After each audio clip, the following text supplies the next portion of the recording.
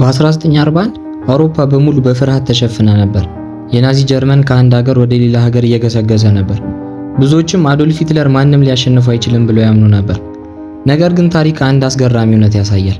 አንዳንድ ውጊያዎች በመስክ ላይ ብቻ አታሸንፍም፣ በተሳሳተ ውሳኔ ልትሸነፍ ትችላለህ።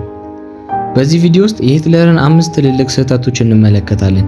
እነዚህ ስህተቶች እንዴት የናዚ ጀርመንን ውድቀት እንዳፋጠኑ እና የዓለምን ታሪክ እንዴት እንደቀየሩ እንረዳለን። ከመጀመራችን በፊት እንደዚህ አይነት የታሪክ ዶክመንተሪዎች የምትወዱ ከሆነ ቻናሉን ሰብስክራይብ ማድረግ እንዳትረሱ። አሁን የመጀመሪያውን ስህተት እንጀምር። ስህተት 1 ብሪታንያን ሙሉ ለሙሉ አለማሸነፍ። በ1940 ፈረንሳይ በጥቂት ሳምንታት ውስጥ ወደቀች። ጀርመን በአውሮፓ ውስጥ ታላላቅ ድሎችን እያስመዘገበች ነበር። በዚህ ጊዜ ቀጣዩ ትልቅ ተጋጣሚዋ ብሪታንያ ብቻ ነበረች። ሂትለር ብሪታንያ በፍርሃት ሰላም ትጠይቃለች ብሎ አስቦ ነበር። ነገር ግን ይህ ትልቅ ስህተት ነበረ። የብሪታንያ ጠቅላይ ሚኒስትር ዊንስተን ቸርችል እጅ ለመስጠት ፈቃደኛ አልነበረም። በምትኩ እስከ መጨረሻው እንዋጋለን ብሎ ህዝቡን አነሳሳ። ከዛም የብሪታንያ ጦርነት ተጀመረ። የጀርመን የአየር ኃይል በየቀኑ የብሪታንያ ከተሞችን ይደበድብ ነበር። ነገር ግን የብሪታንያ የአየር መከላከያ ሙሉ በሙሉ ከማጥፋት ይልቅ ሂትለር የሲቪል ከተሞችን በቦምብ ለመምታት ትኩረቱን ቀየረ። ይህ ውሳኔ ለብሪታንያ የአየር ኃይል እንደገና ለማገገም ትልቅ እድል ሰጠው። በመጨረሻም ጀርመን የአየር ጦርነቱን ማሸነፍ አልቻለችም። ይህ ምናልባት የሂትለር የመጀመሪያው ትልቅ ስልታዊ ስህተት ነበር። በብሪታንያ በጦርነት ውስጥ ቆየች። ከዚያም በኋላ ደግሞ አሜሪካና ሌሎች አጋሮች የአውሮፓ መግቢያ በር ሆነች። ይህ በናዚ ጀርመን ውድቀት ላይ ትልቅ ሚና ተጫወተ። ስህተት 2 ሶቪየት ህብረትን መውረር። 1941 ሰኔ 22 በታሪክ ውስጥ ከታዩ ትልልቅ የወረራ ዘመቻዎች አንዱ ተጀመረ። ከ3 ሚሊዮን በላይ የጀርመን ወታደሮች በሺዎች የሚቆጠሩ ታንኮችና አውሮፕላኖችን የሶቪየት ህብረት ድንበር አቋረጡ። ይህ ዘመቻ ኦፕሬሽን ባርባሮሳ ተብሎ ይጠራ ነበር። ሂትለር አንድ ነገር በጣም አምኖ ነበር። ሶቪየት ህብረት በጥቂት ወረራ ውስጥ ትወድቃለች ብሎ ነበር። ነገር ግን ይህ ግምት ከታሪክ ትልልቅ የስህተት ስልቶች አንዱ ሆነ።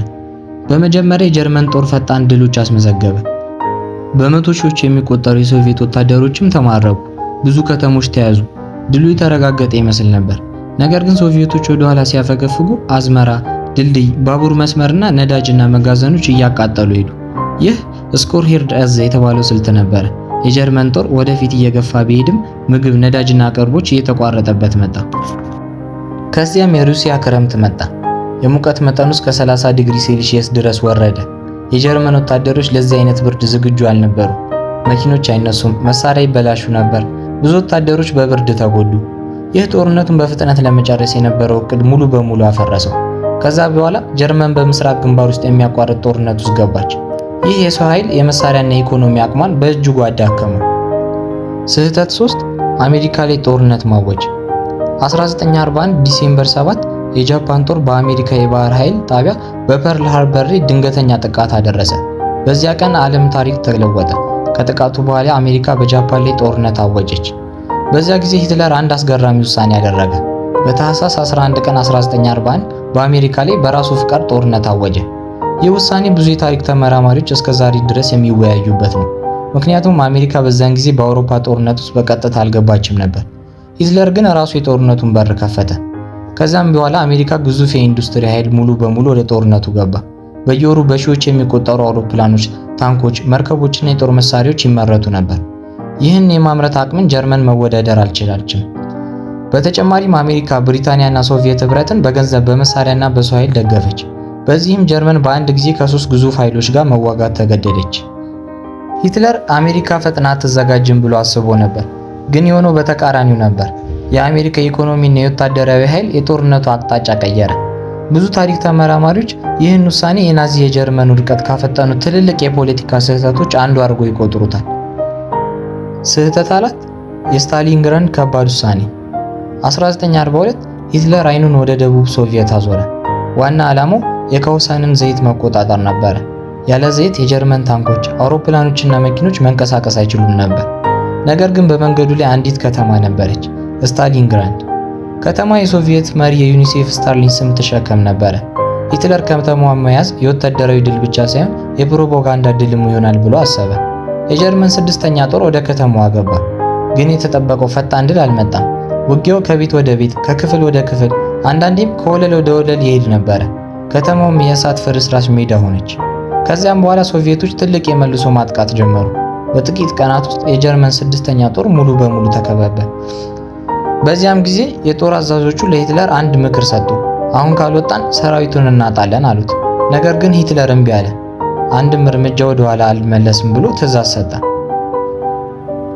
የተከበቡት ወታደሮች ምግብ አጡ፣ ጥይት አጡ፣ መድኃኒት አጡ። የክረምት ብርድ ሁኔታውን የባሰ አደረገው። በመጨረሻ በ1943 የጀርመን 6ኛ ጦር እጅ ሰጠ። ይህ ውድቀት በጀርመን ታሪክ ከከፉ የወታደራዊ ሽንፈቶች አንዱ ሆነ። ከዛ በኋላ በምስራቅ ግንባር የጦርነቱ አቅጣጫ ቀስ በቀስ ወደ ሶቪየት ህብረት ወገን ተቀየረ። ሂትለር ግን ከዚህ ሽንፈት አልተማረም። ቀጣዩ ውሳኔው የጀርመንን የመጨረሻ የማጥቃት ዕድል አጠፋ። ይህም በኩርስክ ተከሰተ። ስህተት 5 የኩርስክ ጦርነት መጀመር።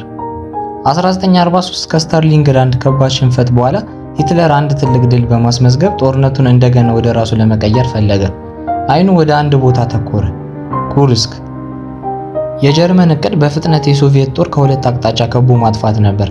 ለዚህም አዲስ ታንኮችና ኃይለኛ መሳሪያዎች ተዘጋጁ። ነገር ግን አንድ ችግር ነበር። የጀርመን ጥቃት ተደጋጋሚ በብዙ ምክንያቶች ዘገየ። ይህ መዘግየት ለሶቪየት ህብረት ወርቃማ ዕድል ሆነ። ሶቪየቶች በዛ አካባቢ በሺዎች የሚቆጠሩ ፈንጂዎችን ቀበሩ፣ ጥልቅ ምሽጎች ገነቡ፣ ብዙ ታንኮችና ወታደሮችን አሰባሰቡ። ጀርመን ሲያጠቃ ጠላቷ ዝግጁ ሆኖ እየጠበቃት ነበር። በ1943 ጁላይ ጦርነቱ ተጀመረ። በአጭር ጊዜ ውስጥ ወደ ታሪክ ከገቡት ትልልቅ የታንክ ጦርነቶች አንዱ ሆነ። ጀርመን ከባድ ኪሳራ ደረሰባት። የጠፉት ታንኮችና ወታደሮች በፍጥነት መተካትም አልቻለችም። ከዚህ ጦርነት በኋላ ጀርመን በምስራቅ ግንባር ትልቅ የማጥቃት ዘመቻ ዳግመኛ አልጀመረችም። በተቃራኒው ሶቪየቶች ቀስ በቀስ ወደ ምዕራብ እየገፉ መጡ። የኩርስክ ጦርነት ለአንድ እውነት አሳየ። ጀርመን የጦርነቱን ተነሳሽነት አጣ ነበር። ከዛ በኋላ ብዙ ጊዜ ራሷን እየተከላከለች ብቻ ቀረች። እስካሁን የሂትለርን 5 ትልልቅ ስህተቶች ተመልክተናል። እነዚህ ውሳኔዎች የናዚ ጀርመን ከአሸናፊነት ወደ ውድቀትነት የመሩ ዋና ምክንያቶች ነበሩ። ነገር ግን ታሪኩ እዚህ ጋር አያበቃም። በቀጣዩ ክፍል የሂትለርን ቀሪ 5 ከፍተኛ ስህተቶች እንመለከታለን። የዲዴይ ወረራን ለምን በትክክል አልተቋቋመም፣ ጄኔራሎችን ለምን መስማት አቆመ እና በመጨረሻ በበርሊን ባንከር ውስጥ ምን ተከሰተ። እነዚህ ሁሉ በፓርት 2 እንዳያመልጣችሁ ቻናሉን ሰብስክራይብ አድርጉ፣ የደወል ምልክቱንም አብሩ። እኔ አቦር ነኝ። በቀጣይ ቪዲዮ እስከምንገናኝ መልካም ጊዜ